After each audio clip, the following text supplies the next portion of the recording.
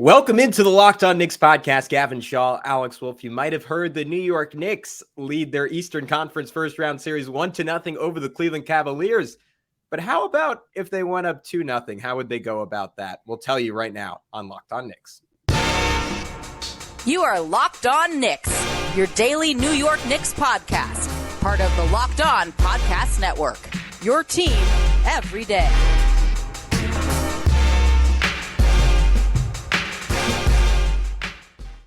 You are Locked On Knicks, your daily New York Knicks podcast, and today's episode is brought to you by PrizePicks. First-time users can receive a 100% instant deposit match up to $100 with promo code Locked On. That's PrizePicks.com, promo code Locked On. I want to thank you for making Locked On Knicks your first listen today. And every day, if you're not aware, now you are, we're available on all platforms, anywhere you can find your podcast, and of course on YouTube. We went live for our latest game recap, but if you missed it, because we did it late at night instead of putting it out first thing in the morning, go check out our full thoughts on game one. But whose thoughts are you getting? I'm Gavin Shaw, your favorite play-by-play broadcaster's favorite play-by-play broadcaster. He's Alex Wolf, editor-in-chief of the Strickland, the greatest Knicks website in the whole wide world. And Alex, I thought it was worth talking about how the Knicks could go up 2-0, because as it turns out, I looked it up, in NBA history, it's almost impossible to come back from down 2-0. 282 times a team has gone up 2-0 in a series. Only 20 times has the team down 0-2 come back to win the series. That translates to about 7%. Shout out to Odd Shark for that stat. But I see this as a golden opportunity for the New York Knicks, right? Game number 2. Of course, Cleveland's going to be the more desperate team. Of course, in a lot of those series, the teams probably weren't quite as even as the Knicks and the Cavs are. But still, you go back to Madison Square Garden up 2-0. You have some wiggle room. You only have to win one game at home to be up 3-1, and then just have 3 games to win a single game to end the series. So I look at game 2 as a monumental opportunity for the Knicks. Yeah, I mean, if they come out 2-0 after this, they would need quite the collapse to not end up winning the series, because as we were talking about after the first game, they really didn't play their best game. They didn't even play anything close to their best game in that first game. You know, Jalen Brunson barely played in the first half thanks to foul trouble. Julius Randle came on really strong, but then, you know, in the second half did not have his strongest half of basketball, at least from an offensive perspective. And which we're going to get into in our first segment here, Immanuel Quickley, Quentin Grimes, RJ Barrett were all basically invisible in that first game. Like they made such little impact on offense. What was their final shooting line again? Was it 5 of 21? 3 for 21. 3 for 21. Oh, terrible. Just an absolutely awful first game for the 3 of them.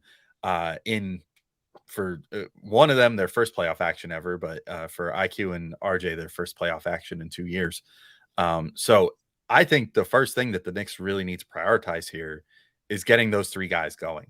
And maybe this goes against what you just said a second ago about how monumental it would be if the Knicks went up 2-0, having their first 2 games on the road, and then getting to go home and you know, really take charge of the series. But I almost think that getting Quickley, Grimes, and RJ going should be so much of a priority that I don't even necessarily like if it leads to the Knicks giving them more opportunities and, you know, trying to get the engine rolling and get them comfortable in this next game, and it ends up like losing the Knicks the game, I wouldn't even be heartbroken, because to be completely honest, like I think that the Knicks, based off that first game, if they can get those 3 guys going, or even just 2 out of the 3, so that they can have like a closing lineup that has all the shooting and everything that you could want, I think they're really golden against the Cavs in this first series. Like, and maybe that'll make people groan to think like, oh, well, why would we like toss a game away if you have this opportunity? But I mean, if you really think that this Knicks team has the Cavs number enough that they can win this series, maybe you're starting to look already at like, it'll be beneficial next series to have those guys going too, because the next round would be presumably the Milwaukee Bucks, which would be a heck of a challenge. And if you want even a snowball's chance against them, you're going to need to get your whole team operating on all cylinders. But yeah, I mean, I think my thoughts would probably be to try to, and I mean, it was kind of a little wonky in this first game because Brunson got in foul trouble, that kind of I think that was part of what forced IQ into sort of that uncomfortable game, is that he came in not at the time he thought he was going to, wasn't working with the guys he normally does. And I think it kind of messed up his rhythm a tiny bit. Even if he has experience with the starters, obviously, from starting a number of games this year, I think he just kind of had an idea of what his role was going to be. And then it kind of got thrown out the window once Brunson got in foul trouble. And that's no excuse, obviously. But I think my strategy would be kind of empower Quickley a little more off the bench, try to get him comfortable, and then play that mixed bench unit with Grimes and RJ out there with him as well, along with Obi and Hartenstein, and really just try to let those guys run and gun and put up a lot of shots and try to give them at least like a 6-7 minute stint in every half that they can really try to get themselves right. Because I think those 5 players work really, really well together, and their strengths work really well off of one another. And it seems like Josh Hart is most likely going to be closing halves anyway. So I think that's kind of a golden opportunity at that like end of first quarter, beginning of second quarter stretch. You could really get these guys a lot of time together and kind of put them in a position to promote each other getting, into a rhythm. Yeah, I think it's a great point, because I think people tend to always underestimate just how much of a shift playoff basketball is, where you like, obviously Immanuel Quickley at this point, like pretty accomplished NBA player, like probably due to some severe Boston media bias, probably going to finish second in 6th man of the year voting this year. That's a bona fide NBA guy, right? But hasn't really accomplished anything in the playoffs in his career. And I think the pecking order almost gets reset, where we saw he came out initially and was really aggressive, trying to get to the rim, took one bad fadeaway, then threw away 2 passes. And then from that point forward, like he didn't really do anything when he came in the third quarter, at least on the offensive side of the ball, and just didn't look like the guy we've come to know over the last 40 or 50 games. And you saw him, especially when he was out there at the same time as Randall, like he was kind of kowtowing to Julius and saying like, all right, man, this is your show. You're our guy. Take us home. And I do think it would be good to some extent take the pressure off of him by playing him against his Cavs bench unit that's totally anemic, but also put the pressure on him by saying like, hey, you're the number one guy. Like there's no one else out here, like maybe RJ, but there's not really another guy who's going to create a ton of offense. So you got to go do it. And that's kind of how he can get his sea legs. And I think that's what you were getting at. RJ, I guess I would push back a little bit on the idea that he didn't do anything in this game. And I know it's not what you're saying. I know you're just saying he didn't shoot well. But again, I said it last night, but I thought the process for him, particularly in the first half, was really good. Like there were just a bunch of different times where he was able to just drive, whether it was off a steal or in the half court, draw 2 defenders and just make the next pass. And a lot of times it didn't translate directly into an assist, but sometimes that was just because of missed shots, like Obi Toppin airballed to corner 3 that RJ got him wide open. And then there were other times where he would drive, kick it out, and it would lead to a hockey assist. Like in one, rotated out to Josh Hart on the left wing. Hart immediately pushed it to Randall in the corner. Randall had an open lane to go get a layup because it forced a tough closeout from Mobley.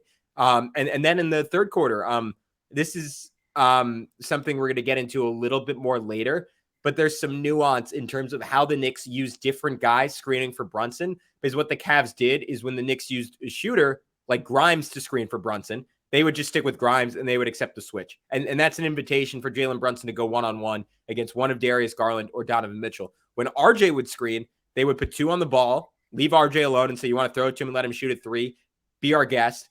And in the first half, that kind of flummoxed the Knicks. In the second half, they let RJ roll to the rim. RJ caught it on the run, whipped a pass out to the corner, and it led, again, to a hockey assist. And I think maybe a dunk for Mitchell Robinson on that play. I can't quite remember. But the point is, Alex, you get RJ with momentum going downhill, allow him to make simple decisions. I think good things are going to happen for him. So for RJ, it's not even necessarily about him scoring. Like I just don't think this is going to be a big scoring series for him.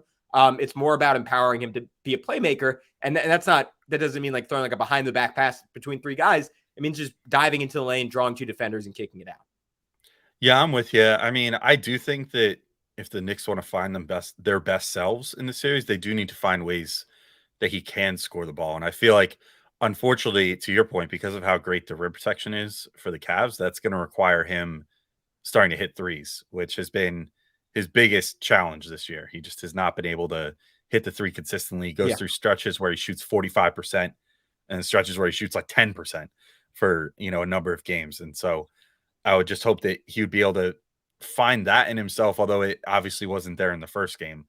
But to your point, I mean, I don't think that he was like an overall like huge negative or something in the first game. It's just there are others that are going to be greater positives unless he can start scoring the ball. Because I think that Grimes and or Quickley are going to figure that out at some point sooner than later. And that's really going to mean that like RJ needs to do something more than just pass the ball and make good decisions. He needs to actually be able to put it in the hoop. And if getting inside is his only way of doing that, and he's not able to do that effectively in this series, then he's going to be in trouble as far as like playing time and being able to find ways to close games if one of or both of Quickley and Grimes really kind of figure themselves out, which that I guess is like the last part of this equation. How do you get Quickley and Grimes going? And Grimes, I don't know that you really have to do anything other than just hope that he gets comfortable, right? Like I didn't hate what he did in the first game at all. I thought he played good defense.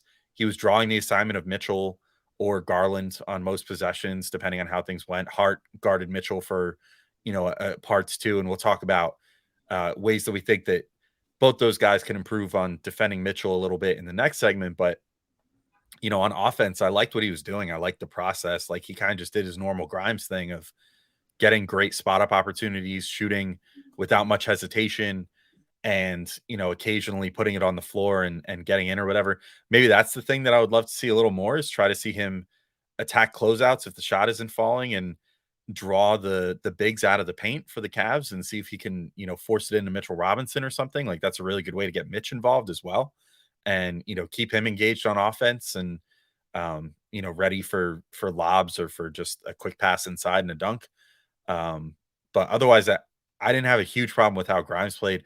Quickley just needs to be less tentative. I mean, you put here that he was going too fast. I kind of agree, but he also was like over processing. I felt like he was getting the ball, and then best Quickley, and best any basketball player really, but especially Quickley, is when he gets the ball and he already has his plan figured out, and then he just enacts it. And in that game last night, I just felt like he was getting the ball and taking just that extra half second that makes everything fall apart.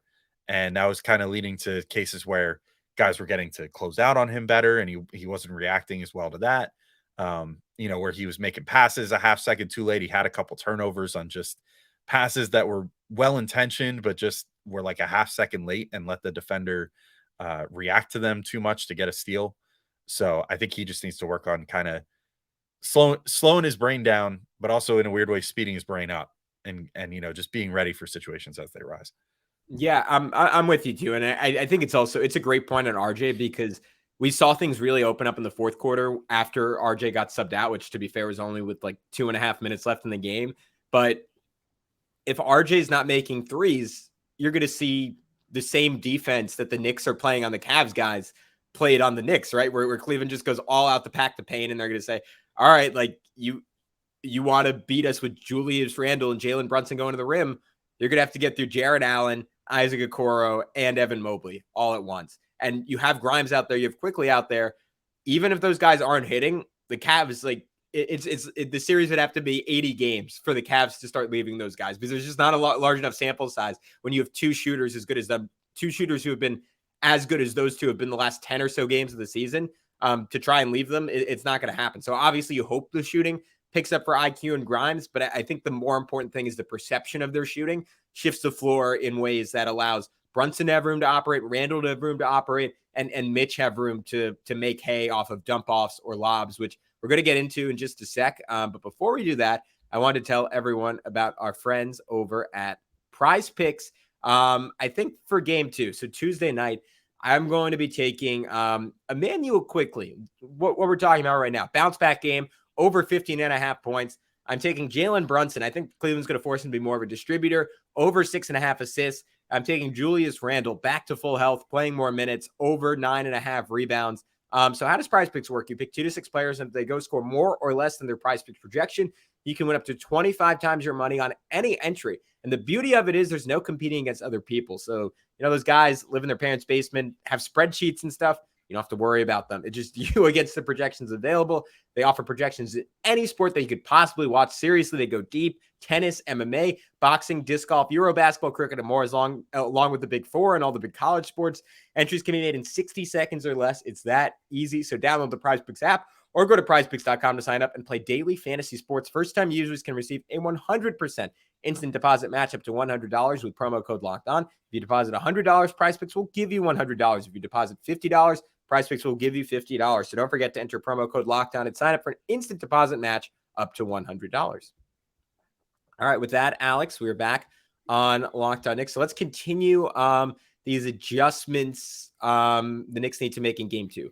And you put one in here that I am in heavy agreement with, and that is stick to Donovan Mitchell more and continuing to be physical with Evan Mobley. So this is a little bit more defensively centric. I thought the Knicks got let off the hook a couple of times in the first half where Darius Garland got open threes and they went in and out. And then especially late in the fourth quarter, I mean, there was that one play, I think it was 95-93. It was right after Hart hit the three to put the Knicks up. And Mitchell got wide open right wing for a three. Julius he might have just been exhausted at this point in the game, but he wasn't even close to where he was supposed to be. And Mitchell had one go in and out. There were 2 or 3 times I counted where Mitch didn't get high enough up to the level. And the whole point of this Knicks defense, Alex, is even though the guy scored 38 points, you were absolutely going above and beyond to sell out, to get the ball out of Donovan Mitchell's hands. If Isaac Okoro has 10 feet of space, so be it. If Evan Mobley's rolling to the rim and he gets to pick out a cutter or try to find Jared Allen, so be it. You are trying to stop Donovan Mitchell from taking pull-up threes at all costs. By and large, the Knicks, I think, did a really good job of that. He was 6 for 16,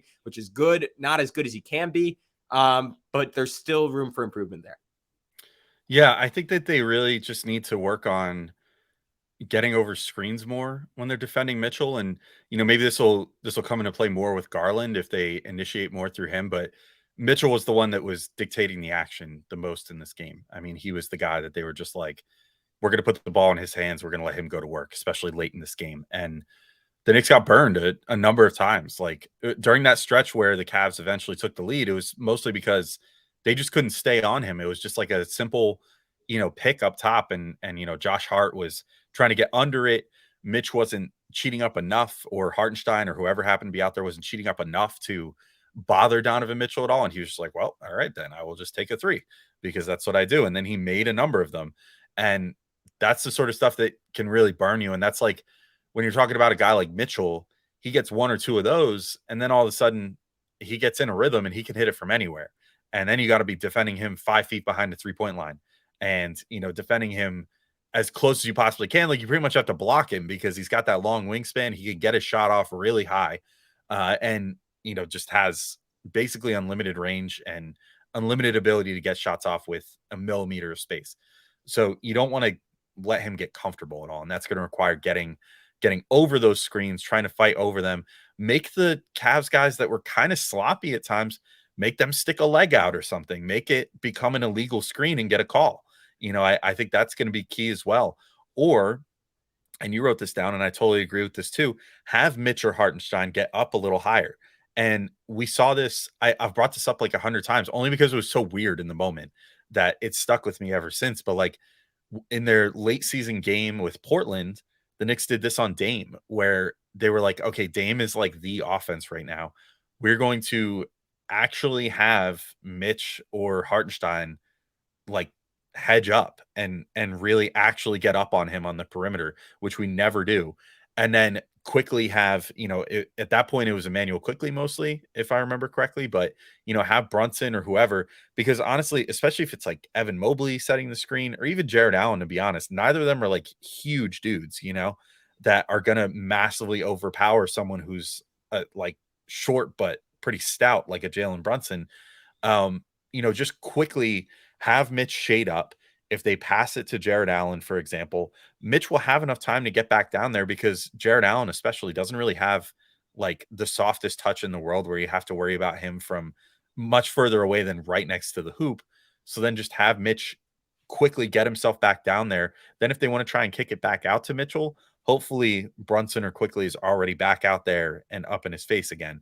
Yep. Or if it's Quentin Grimes or whoever, like Quentin Grimes, all the better. That works even better in that case, or Josh Hart, because they're even quicker to recover and even better as like a defender like that. So I think that would be my strategy. Like they just gotta, if they can figure that part of the equation out and keep Donovan Mitchell from being like a 30 point per game scorer, this series might be over even quicker. You know what I mean? Like, because if he can't be putting in that amount of points, I think the Cavs are going to be in trouble, even if some of these other guys step up a little bit. Yeah, I think it's going to be such a swing factor.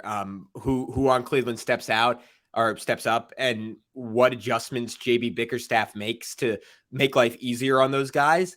But it's kind of what I was talking about earlier. Like you can, as a coach, you can put in little adjustments and say, all right, when Mitchell's doubled like that, Isaac, instead of just being parked in the corner, we're going to have you be cutting towards the rim. And then we're going to be setting a back screen for Evan Mobley. So he's going to be coming up for a lob. And then you just have to throw this simple lob pass. In the regular season, that adjustment might work brilliantly, but you already have the degree of difficulty so turned up in the playoffs that all of a sudden those adjustments that should be simple, when you're doing something new under the pressure of the playoffs, it tends to fall apart unless it's very innate. And if there's one factor that has me confident in the Knicks winning this series, it's that guys on Cleveland are going to be asked to perform beyond what they did in the regular season. While it just feels like everyone on the Knicks, it's like if you just do your job, like that'll be enough in this series. And that's not really what I thought it would be like coming into this series, because I just thought Cleveland had some very clear advantages that at least on offense, Alex, didn't come into play to the same extent that I thought. And look, I think someone like Karis LeVert, who was 1 for 7, I think he's going to have much better games in this series. I think Dean Wade, who went 0 for 1 on a wide open 3, like he's going to have a game where he makes 2 or 3 threes. I think Isaac Okoro, who shot, I think it's 42% from 3 since January, granted on like 2.5 attempts per game, I think he's going to have a game where he hits 2 or 3 threes. And the Knicks, they might lose those games, right? Because they're making the gamble essentially that 4 out of 7 times those guys aren't going to make those shots, and that's going to be enough.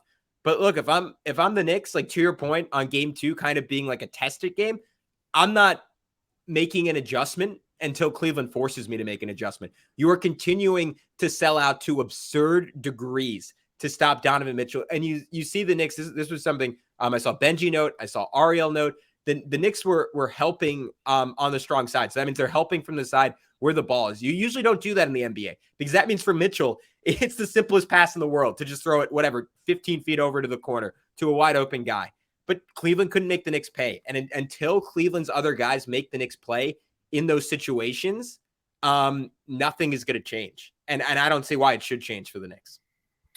Yeah, I'm totally there with you. And hopefully, I mean, the number one thing I think that the Knicks need to focus on defense is just going to be making Mitchell's life harder. And hopefully they watch the tape 3 times and figure out some ways to make that happen by Tuesday's game.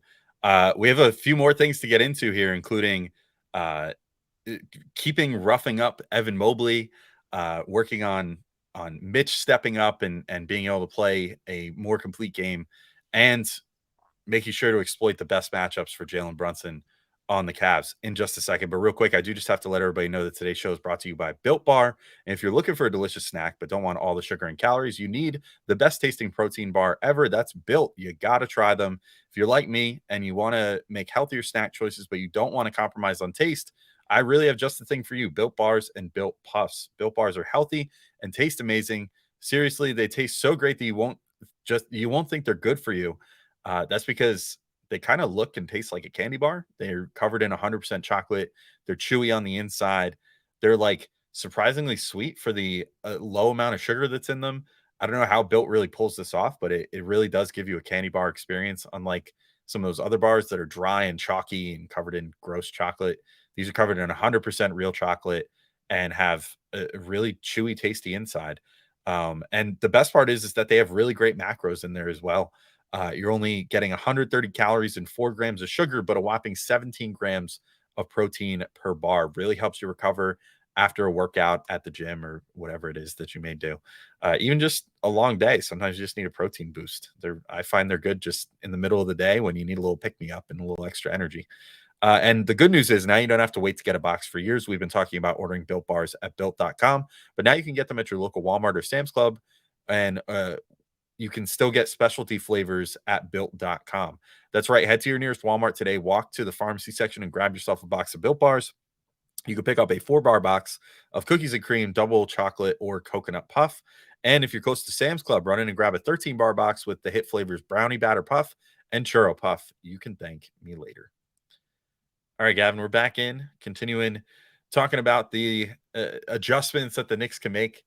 And one thing that really stood out to me, especially like I saw some clips circulating on Twitter today, showing just like the stuff that you don't necessarily look for in the moment, just like on free throws and whatever, when you're just kind of watching the ball, but the things that are going on under the hoop in the trenches. And Evan Mobley took a bit of a beating in this first game. I saw that. That's good. Yeah, where Randall was just like, I mean, he pushed him fully out of bounds while boxing him out.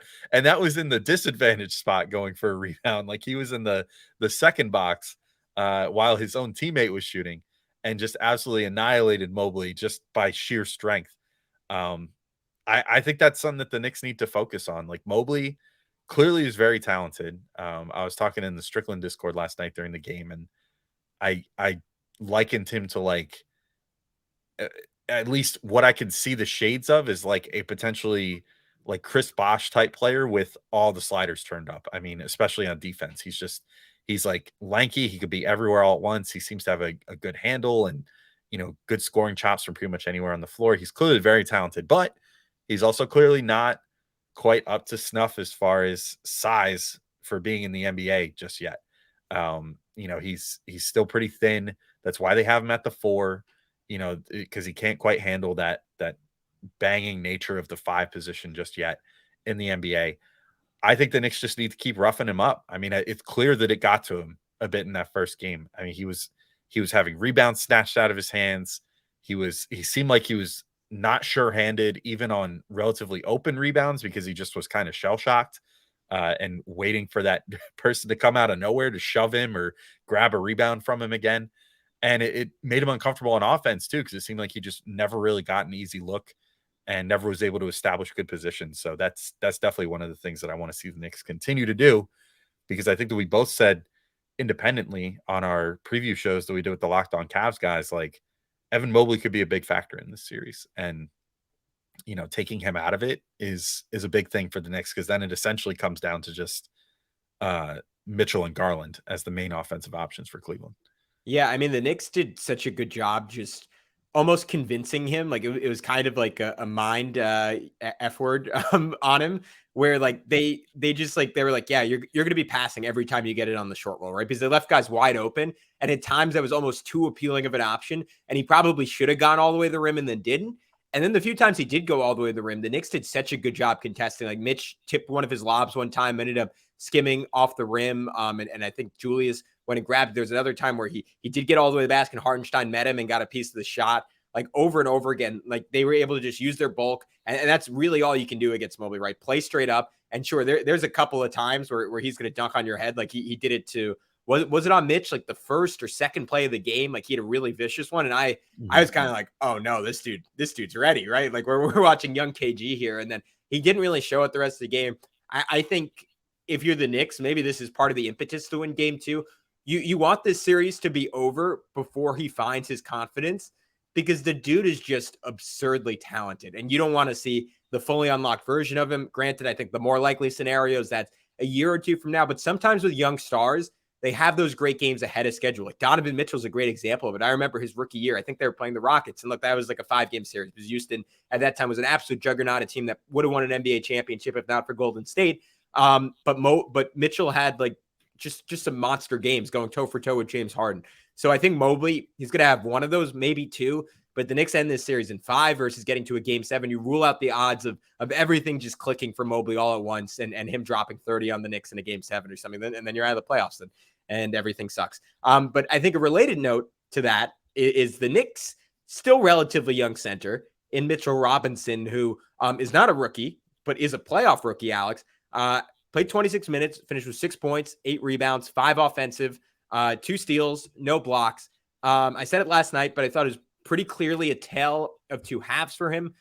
He just didn't look focused enough in the first half. Gave up a bunch of offensive rebounds. I know he missed a lob dunk. That was early in the third quarter at the end of what was actually a really good sequence for him. And then defensively, like there were times where, as we noted, like he didn't get up to the level of the screen. And against Donovan Mitchell, you better get up there or he's going to be putting a 3 in your eye. And I think you just need, however long he's out there, he needs to be playing at his best. And if he's not, Tibbs is going to go with Isaiah Hartenstein. And Hartenstein's playing great, so you don't lose much. But I just think there's a window where Mitch can just dominate this series with his physicality. And again, if Mobley gets going, if Allen gets going, if Mitchell starts putting his head down, trying to get to the rim a little bit more, you're going to need Mitch's rim protection. Even as good as Hartenstein is in that respect, Mitch is just on another level. He's going to have to win the Knicks some games in this series, as good as Hartenstein is. And last night, I didn't think was quite good enough. Yeah, I'm with you there. I think that sort of like what I was talking about with Quickley earlier, I feel like Mitch was in some cases just like a half second off last night, like just with his timing. Part of what makes him such a great rebounder is that he's so good at just finding that right moment of, okay, it's time to stop playing defense and get ready for the rebound now and box this guy out. Or it's okay, the offensive action is complete. This guy's about to shoot, time to get in position for that offensive board.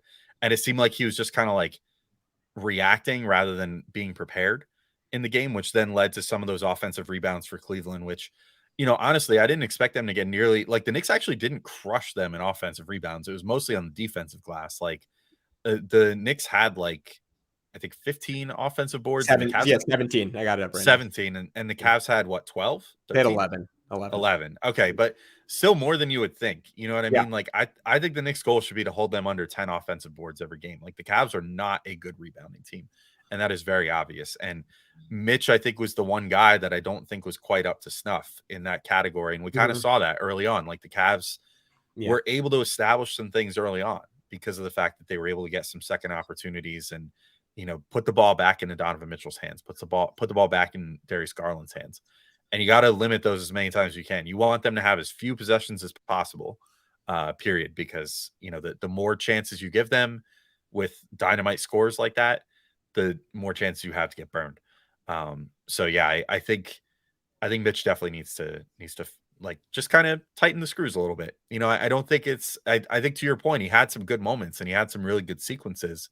He's just got to let the game totally slow down for him and be ready and, not let the stage get to him at all.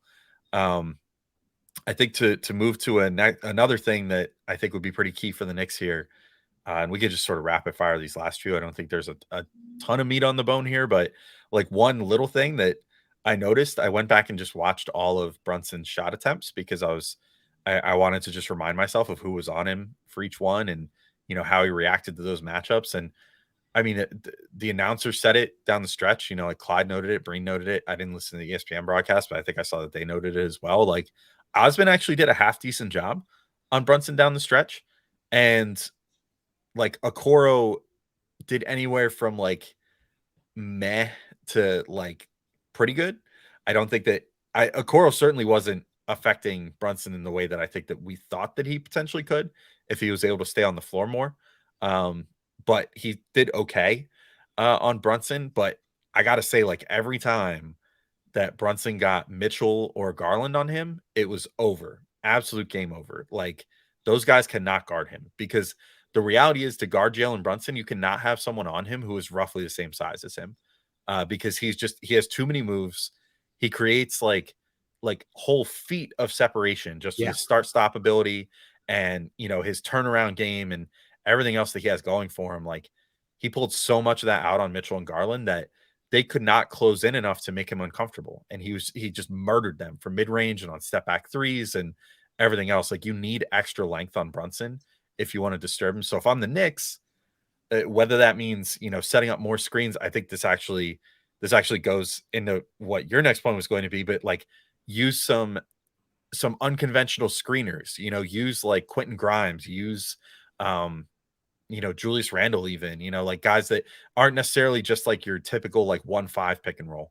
Like use some of these other guys and generate some switches and get those, if they're hiding Garland on Grimes or something, get Garland on Brunson because Brunson is going to annihilate him. And, just create those opportunities as many times as you can through some creative screening.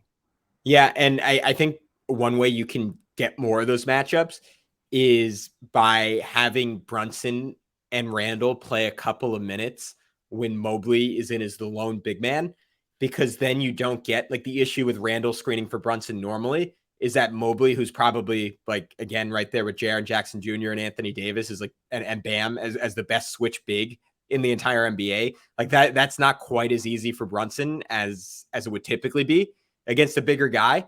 But if you do it when Mobley's the lone big, Mobley's going to be guarding the center. And instead you're putting Dean Wade in space against Jalen Brunson. And that's easy. But to your point, I mean, I said it earlier. I don't want to belabor the point. Like things are easy when Quentin Grimes screens for Immanuel Quickley for Jalen Brunson. One, because he's a good screener. Two, because he's been shooting so well. You can't really leave him. And it's the same thing you always see with the Warriors, right? When Steph screens for Clay, like you're like, all right, what do you do there? Because you can't really leave either of those guys for a second, and you have to switch it. And Steph will go to work, or Clay will go to work on a smaller scorer. It's a little different because Grimes doesn't quite have that one-on-one game yet, but what he does have is that shooting gravity. And you're going to force the switch pretty much every single time.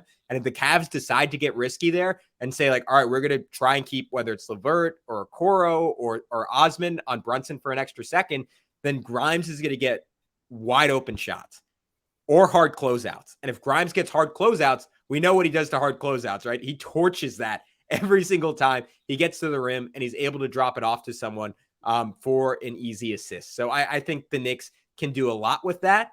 And again, even when Brunson is just is playing with other guys, and whether it's RJ Barrett or Josh Hart, those guys can make hay rolling towards the rim, catching in a 4-on-3 and just spraying the ball out. Because the Knicks, I mean, this is something they did so well in game one, having really pinpoint ball movement, making quick decisions. And I don't know, I just want the ball in Josh Hart's hands with an advantage as much as possible. And then the only other thing I had too was just using off-ball actions as a pressure point relief.